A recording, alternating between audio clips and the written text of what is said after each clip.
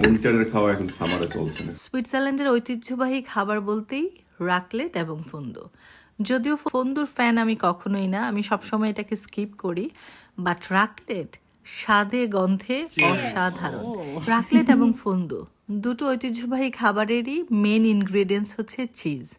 Switzerland যেহেতু শীত প্রধান দেশ, মূলত শীতের সময়টাতে এই খাবারগুলো দেশেরা খেয়ে থাকে। যেহেতু আমার ছোট বোন এসছে এবং সে বায়না করেছিল যে সে একবার এই ঐতিহ্যবাহী খাবারটি ট্রাই করতে চায়, তো যেই কথা সেই কাজ। যদিও এখন সামার টাইম, তারপরে আমরা গরমের সময়টাতেই আমরা শীতের এক ফ্লেভার নেব। সুইজারল্যান্ডের পাহাড়ি অঞ্চলে উৎপন্ন এই পনিরটি শুধু স্বাদে নয়, বরং পরিবেশন পদ্ধতিতেও অনন্য। রাকলেটের মূল আকর্ষণ হলো এর প্রস্তুত প্রক্রিয়া। এক টুকরো রাকলেট পনিরকে আগুনের কাছে গরম করা হয়। এখন সাধারণত সবাই ইলেকট্রিক গুলো ইউজ করে।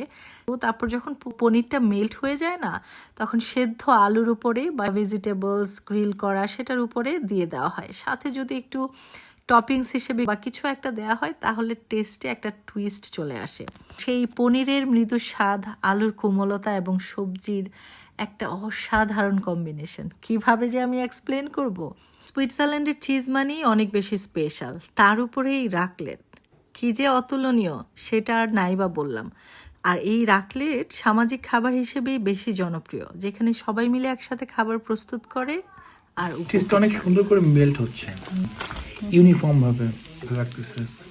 হচ্ছে মেবি লাস্ট 14 ইয়ার্স ধরে, যতদিন হিরাপুর হচ্ছে ইয়েতে সুইজারল্যান্ডে, ততদিন ধরে আমারও খাওয়ার ইচ্ছা হতো। ফাইনালি অসম অসম আসলেই অসম।